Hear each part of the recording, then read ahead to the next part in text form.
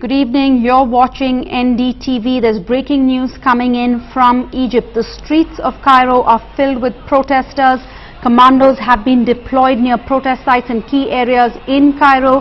The news is that President Morsi is under house arrest. He's been contained to the Defense Ministry. Two members of the Muslim Brotherhood, that's his party, have been prevented from leaving the country. As you can see on your screen right now, the streets of Cairo, Tahrir Square, completely packed with Egyptians who've been asking for President Morsi to step down.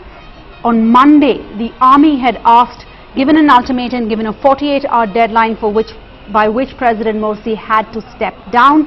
That deadline passed, and the news now coming in is that President Morsi has been put under house arrest. Egyptians out there on your screens, as you can see, in Tahrir Square, are awaiting a televised statement on the political crisis after this deadline set by the army for a resolution to the turmoil past. Earlier in the day, President Morsi, that's Egypt's first democratically elected president, had repeated his offers of a consensus government, but he refused to step down.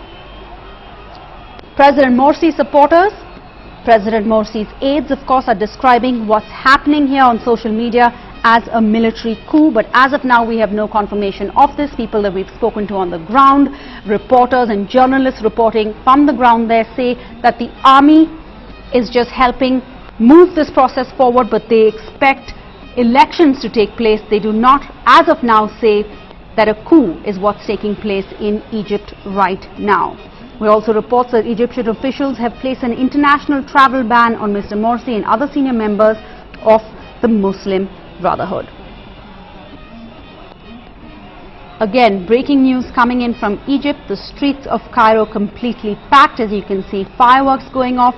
These people are celebrating what they see is the end of the Mohamed Morsi government. Nidhi Razdan joins us now on the phone. Nidhi, a little while ago the world was celebrating what we called the Arab Spring. Now it looks like the army is coming to take center stage in Egyptian politics. Well, it is a situation that one wouldn't have envisioned when you saw the fall of Hosni Mubarak more than 2 years ago, and similar scenes in Tahrir Square, which brought down a dictator of more than 30 years. But here you have a democratically elected president in an election that was a close election, but which was widely considered a free and fair election, who is now possibly being overthrown in this military coup, and is facing these huge protests from his own people. The problem for President Morsi really began late last year when he issued a decree that gave him sweeping powers. It was something that was met with tremendous resistance within Egypt. We have also seen in the last year or so a growing divide between President Morsi and his ultra-conservative Islamist Muslim Brotherhood party on one hand, and Egypt's liberals, leftists, and other secularists, as they call themselves, on the other hand, who have resented the growing power of the Muslim Brotherhood, their growing influence. The economy is in shambles. It has been in a terrible state even when he took over. There has been increased corruption. There have been reports of people not being able to get their basics, of lawlessness, crime going up. And you saw then in the last few months this opposition movement building up, calling itself the Tamarod movement, which was basically of rebels, of liberals, secularists, etc., all coming together, various groups basically coming together and claiming to have had more than 20 million signatures against President Morsi's rule, and that's why we saw them again converging on Tahrir Square in the last few days.